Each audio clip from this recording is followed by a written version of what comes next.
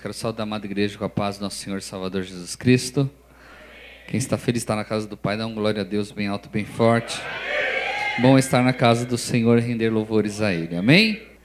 Pega as vossas Bíblias aí, abra comigo no Evangelho de Marcos, capítulo de número 5, versos de número 25 ao verso de número 43, ok? Marcos 5, versos de número 25 ao verso de número 43. Aleluia. Eu li o verso de número ímpar e a igreja lê o verso de número par. Nós vamos até o verso de número... Não precisamos ir até o 43, não. Vamos até o verso de número 34, ok? Vamos lá. E certa mulher que havia 12 anos tinha um fluxo de sangue. A igreja.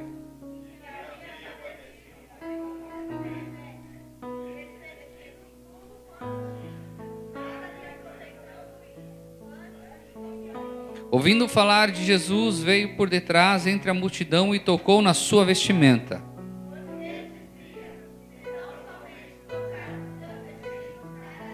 E logo se lhe secou a fonte do seu sangue e sentiu no seu corpo estar já curado daquele mal.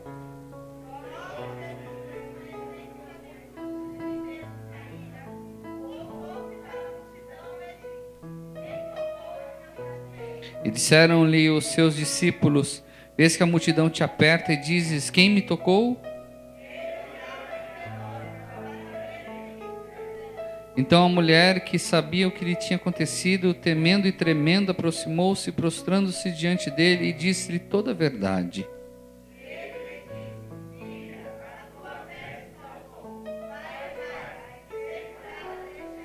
Glória a Deus. Glorificando ao Senhor, podeis assentar.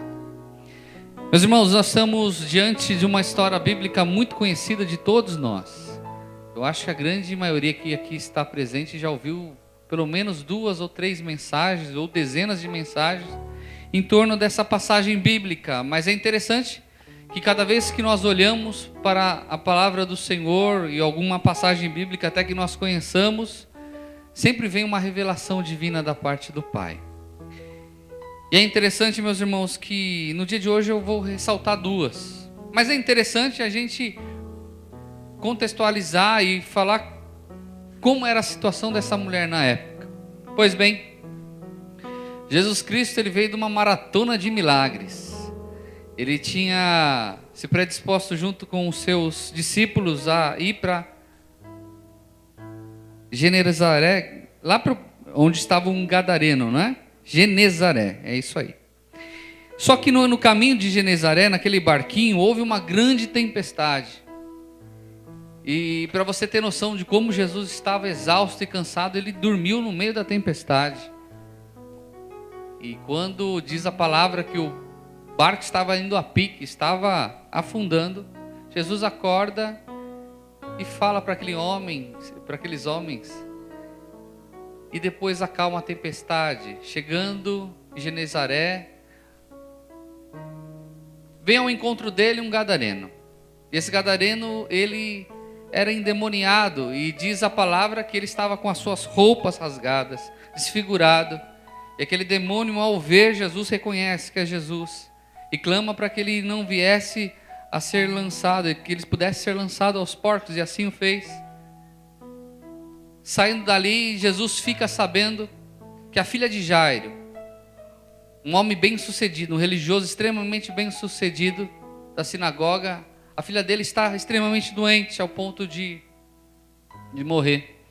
E Jesus, voluntariamente, junto com seus discípulos, vai até o encontro. Só que no meio do caminho já se ouve a fama de Jesus Cristo, já falaram os milagres que tinham ocorrido. E a multidão o aperta, e o aperta, mas nós acabamos de ler que em certa altura ele sente um toque diferente. E esse toque diferente é dessa mulher que já havia 12 anos padecido de um fluxo de sangue. As mulheres sabem bem o que é isso. Toda a época menstrual de uma mulher, ela fica mais debilitada pela perda do sangue. Imagine 12 anos no fluxo de sangue. A situação da mulher era terrível. E diz a palavra que ela tinha despendido de todo o seu dinheiro para tentar a cura com os médicos, com remédios, assim por diante.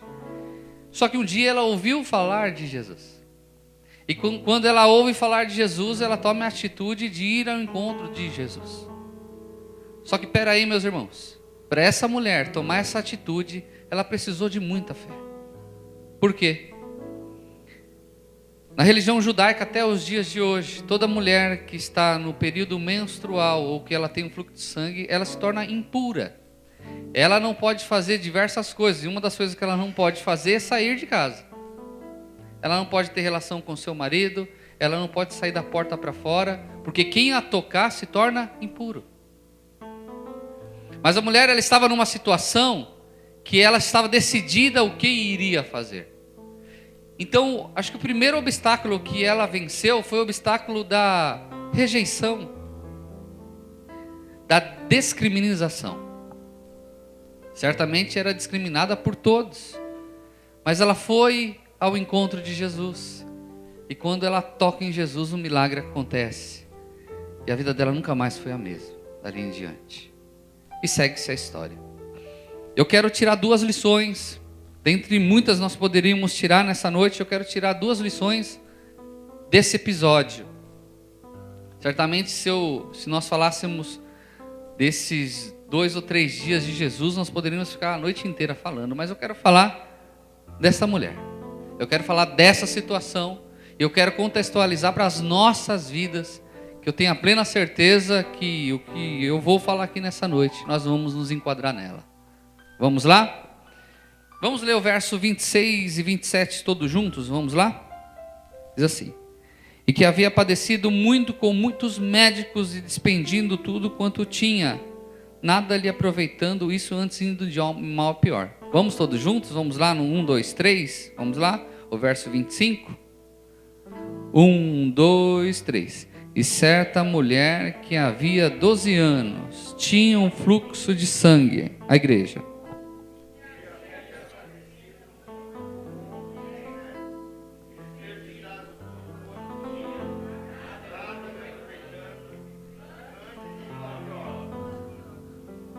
O verso 28, vamos lá?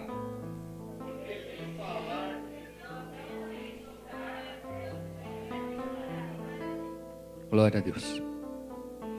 Veja bem, a mulher tinha gasto todo o seu dinheiro.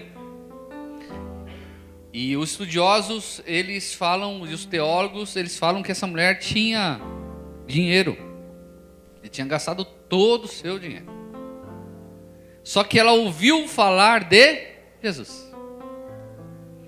E é interessante que ela ouviu falar de Jesus e automaticamente ela tomou a decisão de ir atrás de Jesus.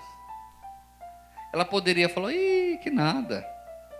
Jesus, eu que já gastei dinheiro com os melhores médicos da região, com os remédios, todos os remédios naturais eram ervas naquela época, mas pode ser que viesse ervas de outras regiões, caríssimas, e ela gastou todo o seu dinheiro. Ela poderia falar: mas quem é Jesus se todos os caminhos visuais, todos os caminhos que a medicina da época falava, todos os melhores médicos que já o trataram, não tinham resolvido o problema dela. Qualquer um de nós, meus irmãos, certamente pensaríamos 2 vezes em tomar a atitude de ir atrás de Jesus. É ou não é desse jeito? Por que é desse jeito, pastor? Porque nós somos desse jeito. Preste atenção em alguns exemplos que eu vou dar. Bem, o nosso filho está com febre, está passando mal. Vamos correr para o hospital. Vamos correr. Chama, liga para minha mãe, deixa o outro lá e assim por diante. E vamos correr para o hospital, e porque ele está passando mal, pode ser alguma coisa grave, assim por diante. Meus irmãos, eu não estou falando que nós não devemos levar os nossos filhos nos médicos. Não é hipocrisia da minha parte, que hoje os crianças foram os médicos, no pediatra. Mas por que a gente não dobra o joelho e pede ao Senhor a cura do nosso filho? Nós não ouvimos falar de Jesus, nós somos de Jesus. É diferente. Então nós temos que usar a autoridade que Deus nos deu. Se a autoridade nas nossas mãos de pôr a mão sobre os enfermos, eles serão curados, por que nós não fazemos quando a situação é conosco? Por que nós deixamos a situação ir até o fim para depois clamar a Jesus Cristo? Por que é desse jeito? Bem, perdi o emprego, e agora? Meu Jesus amado, vai faltar tudo em casa.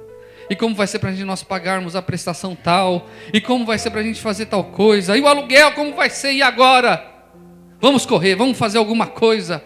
Vamos ligar para aquele fulano, vamos tentar um emprego assim por diante. E bate o desespero.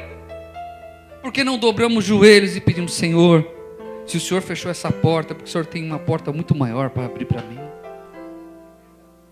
Porque às vezes nós deixamos de ouvir a voz do Espírito Santo. E às vezes nós deixamos de tocar em Jesus para nós nos apegarmos no problema. Muitas vezes nós somos desse jeito. Está aqui o nosso irmão Davi, o testemunho dele. Foi ele mesmo que falou, não foi isso? Que ele passou mal durante 4 meses, mas quando ele decidiu dobrar o joelho dele e fazer aquela oração, a coisa mudou. Certamente, se ele tivesse feito a oração 4 meses atrás, daquele jeito, não teria passado os 4 meses ruins. Isso é um exemplo para a nossa vida. E às vezes eu me enquadro nisso também. Às vezes tem uma situação adversa, difícil, que eu quero resolver com as minhas mãos. Calma. Basta nós dobrarmos os nossos joelhos e crermos que Deus está nos ouvindo para o milagre acontecer. Precisa muito. Basta nós tocarmos em Jesus. Pegue alguma situação da sua vida que você tem estado aflito ou aflita, angustiado por essa situação. Será que você não tem negligenciado esse tocar em Jesus? Será que essa situação ainda não se resolveu porque você não tomou a decisão de tocar em Jesus? Você já tentou todas as formas já. Todos os caminhos você já tomou. Mas Deus quer nessa noite que você toque nele. Que você creia que ele é poderoso para resolver esse problema. Te curar, te dar solução, resolver esse problema. Então a primeira lição que eu aprendo é para que antes nós venhamos procurar os meios naturais de resolver os problemas, nós venhamos procurar o Deus que resolve todos os problemas. E pode ser que se essa oração for feita com fé, crendo como essa mulher foi, um milagre vai acontecer e o nome do Senhor vai ser glorificado. É claro, meus irmãos, que tem situação que nós temos que passar. Tem situação que nós oramos, pedimos o milagre instantâneo e nós temos que passar por aquilo. Nós não sabemos. Nosso Deus é um Deus onisciente, onipotente. Ele sabe de tudo. Às vezes nós precisamos passar por algumas dificuldades para que Deus venha moldar a nossa vida em algumas áreas. Mas muitas das nossas dificuldades, se nós tomarmos a decisão como essa mulher tomou, certamente o milagre vai acontecer na nossa vida. Amém, meus irmãos? Notícias ruins. Quantas vezes nós ficamos aflitos? Quantas vezes nós perdemos? Parece que abre-se o chão quando nós ouvimos aquelas notícias terríveis. E para todos nós, meus irmãos, nós estamos suscetíveis a notícias ruins. Hoje aconteceu algo que eu fiquei assim, chocado. Eu estava chegando na casa do meu pai, que é o nosso escritório. Eu tive que ir ao banco, tirar um dinheiro para entregar para o rapaz que vai pintar a porta. E quando eu estava chegando junto com a Lili na casa do meu pai, tinha um caminhão da Casas Bahia. E sempre com o caminhão da Casas Bahia tem também a escolta. Quando eu voltei, entrei em casa, minha mãe entrou. André, você não sabe o que aconteceu? O que foi? Mataram o segurança que estava acompanhando o caminhão da Casas Bahia. Em 10 minutos, após ter visto aqueles rapazes, eu não cheguei a ver o segurança, mas visto aquele caminhão e junto estava o segurança, o rapaz perdeu a vida. Imagine essa notícia para a família deste rapaz. Imagine, meus irmãos. Infelizmente, todos nós estamos suscetíveis a isso. Estamos, infelizmente, numa sociedade extremamente violenta. Há uma briga interna entre o PCC com a polícia civil, com a polícia militar. Um está matando o outro, aquela confusão. E pode ser que, infelizmente, nós venhamos ser afligidos por isso também. Mas essa mulher, meus irmãos, o exemplo dela para conosco, que nós devemos tomar, é que ela creu sem duvidar que ela iria tocar e o milagre ia acontecer. A situação dela, meus irmãos, era poucos dias para ela falecer, ela não ia aguentar mais. Então aquela era a última alternativa para conseguir o milagre dele. Nós devemos provar muitas vezes a nossa fé e a nossa confiança em Deus em momentos extremamente difíceis. E a nossa fé tem que ser inabalável e crer que o milagre vai acontecer. Segunda lição, o povo, verso 31. Assim, disseram-lhe os seus discípulos: vês que a multidão te aperta e dizes: quem me tocou? E disseram-lhe seus discípulos: vês que a multidão te aperta e dizes: quem me tocou? A indignação dos discípulos é natural. Jesus Cristo está andando e centenas de pessoas estão o apertando, gritando: Jesus me cura, Jesus maravilhoso, eis-me aqui. E apertando Jesus Cristo, indo e assim por diante, todo mundo clamando. Essa mulher apenas deu um toque. Opa, e Jesus parou. Alguém me tocou. Parece pergunta de louco. É ou não é? Vai no meio da torcida do Corinthians, lá todo mundo apertando. Opa, alguém me tocou. Vai falar, é alguma pergunta de alguém doido. Ué, essa multidão de pessoas, e você vai te perguntar quem tocou? E Jesus, de bate-pronto, falou: porque de mim saiu virtude. Não é o quanto nós tocamos em Jesus, é como nós tocamos. O povo apertava. Imagine a situação, meus irmãos. Jesus está chegando. É a sua oportunidade de tocar nele. Você passa em cima do seu irmão, chuta um, pisa em nome de Jesus Cristo, passa por cima de outro, faz cavalinho e chega primeiro. Pode ter certeza que teve de tudo no meio daquela multidão.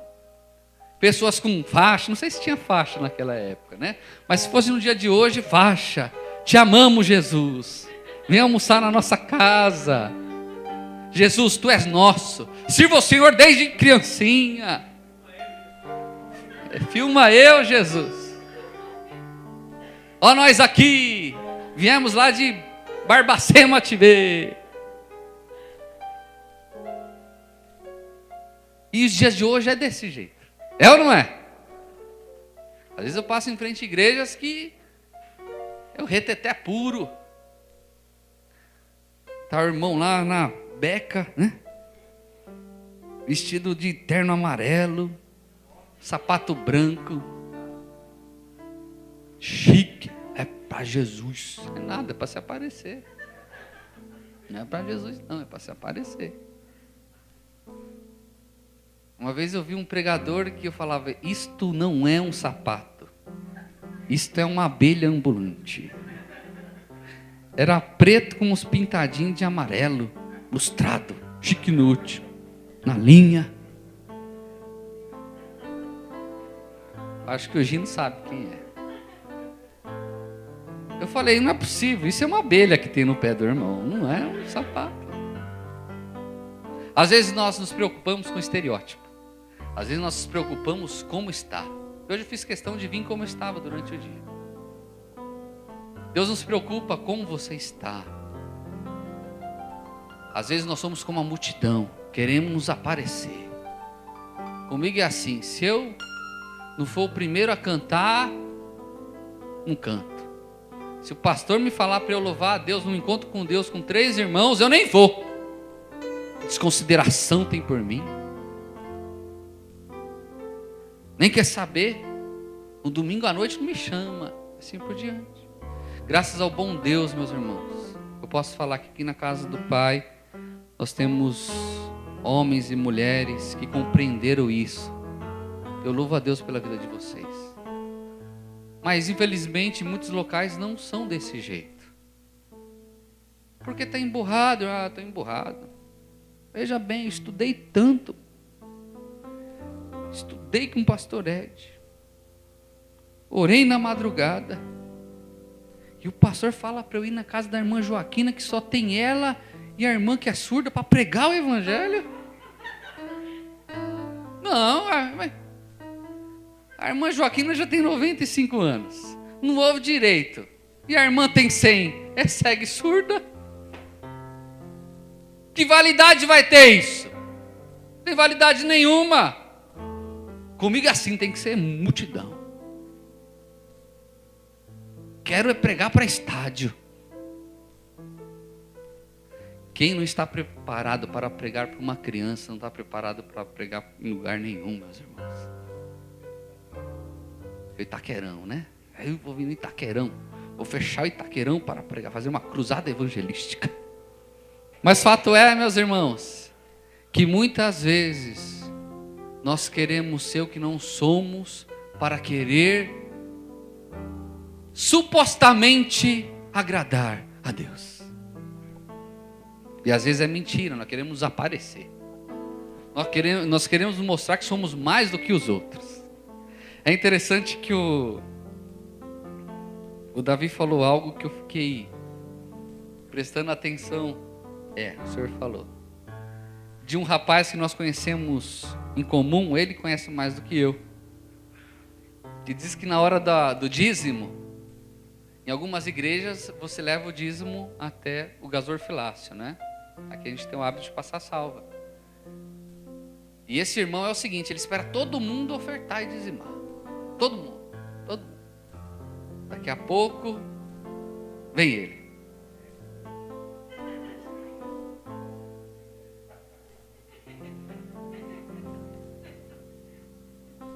Ou seja, eu dei. Tá vendo que minha oferta é gorda. Meu dízimo é mais do que os outros. Para Deus não tem validade nenhuma, meus irmãos. Querer se aparecer não tem validade nenhuma no reino dos céus. Os valores são totalmente invertidos.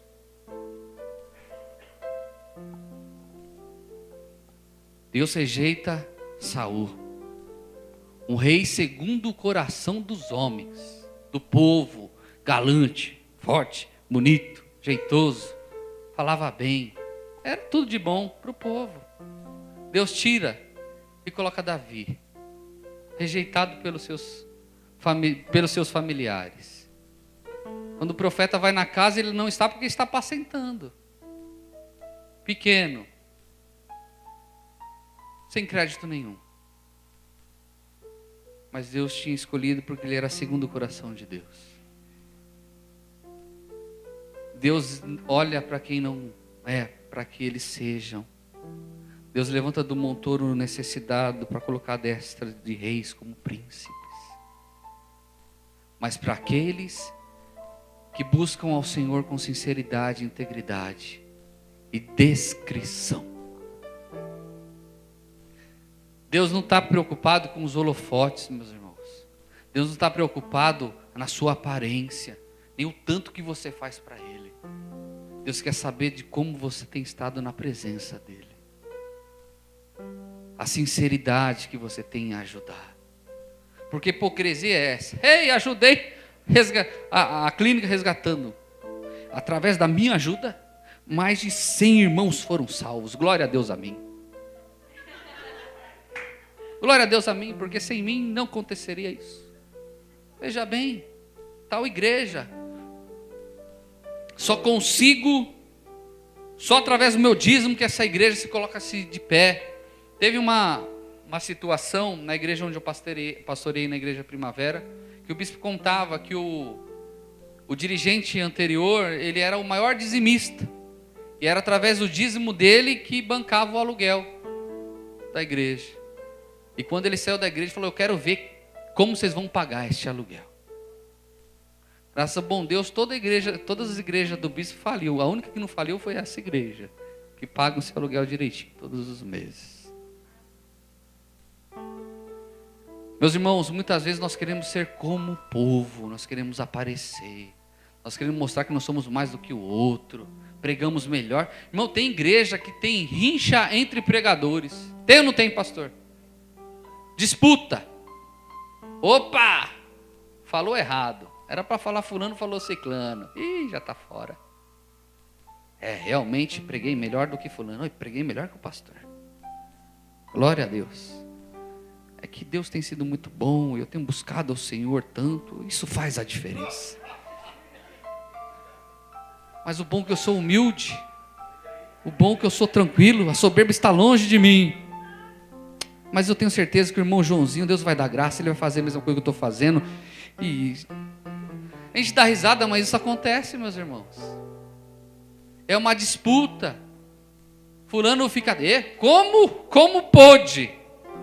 Eu tanto tempo na igreja, fazendo de tudo, vem a Zezinha da Silva e o pastor já levanta como diaconisa.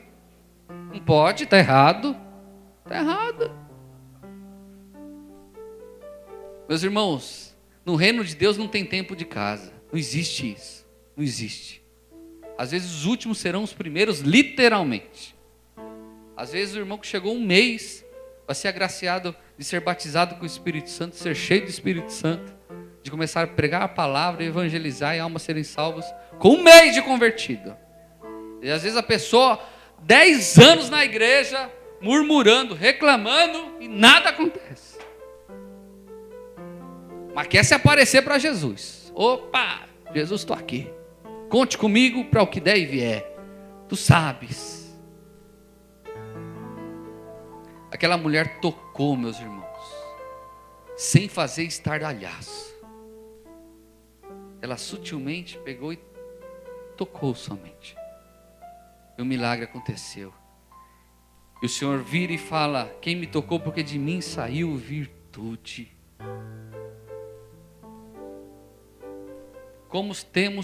Como nós temos tocado em Jesus. Como tem sido o nosso coração para com adoração ao Pai.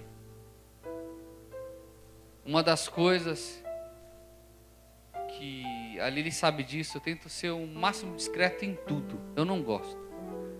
Pode ver, eu gosto de terno. O terno mais chamativo que eu tenho é o terno cinza.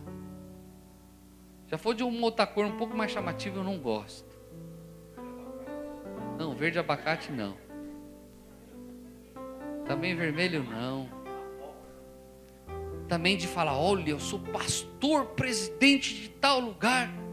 Também não gosto. Às vezes eu vejo as pessoas se engrandecendo. Ô pastor, quantas cabeças o senhor tem lá? Não é boi? Não é gado? Tem igreja que estão vendendo com porteira fechada. Pensou, irmão? Tem igreja sendo vendido com a porteira fechada. Vendi com porteira fechada. O Miller, quem conhece o jogador Miller? Se diz que é pastor, mas ele vendeu a igreja dele. Primeiro que a igreja não é dele. Nos Estados Unidos é moda vender igreja. Fique de pé nesse instante. Aleluia. Fique de pé nesse instante.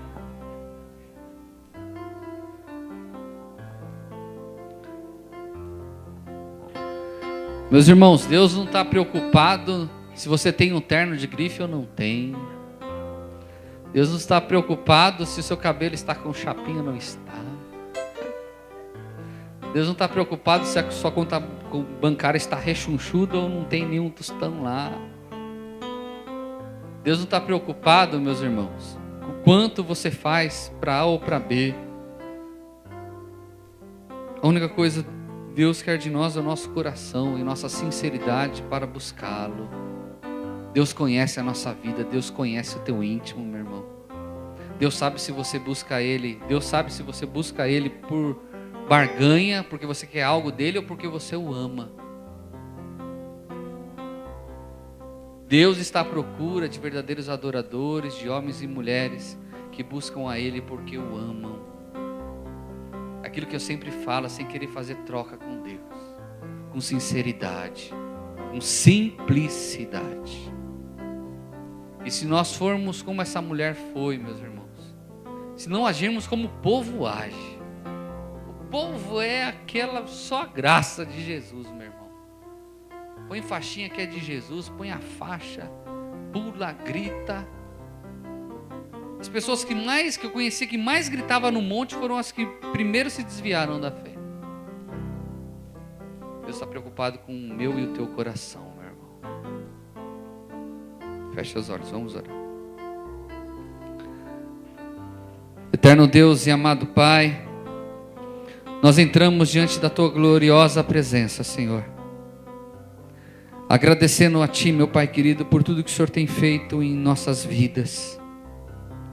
Senhor, nós ouvimos a Tua palavra nessa noite. E compreendemos, meu Pai querido, que muitas vezes não basta conhecer ao Senhor se nós não tomarmos a atitude de clamarmos o Teu nome nas situações adversas. Aprendemos também, Senhor, que não devemos ser como o povo. Aparentemente amamos o Senhor, aparentemente falamos que somos de Jesus, aparentemente gritamos: eis-me aqui, envia-nos a nós. Mas quando o Senhor requer de nós, nós fugimos. Quando o Senhor nos chama realmente para a batalha, nós fugimos. Ou muitas vezes no nosso íntimo a gente vem por obrigação cultuar o Senhor. Eu sei que o Senhor quer de nós a sinceridade, o Senhor quer de nós a transparência, o Senhor quer de nós a prontidão, Pai amado. Senhor Jesus Cristo, sonda a nossa vida, sonda a nossa mente, sonda o nosso coração. E mostre se há em nós algum caminho mau, Senhor. Se nós temos sido multidão, se nós temos sido povo, ou se nós temos sido como essa mulher, diferente. Cremos em Ti, cremos que o milagre há de acontecer. Cremos que a provisão vai chegar. Cremos que será diferente quando nós iremos Te tocar. Sonda a nossa vida e muda, Senhor. É que eu Te peço e Te agradeço em nome de Jesus Cristo. Amém, Senhor Jesus. Vamos aplaudir bem forte ao Senhor Jesus Cristo.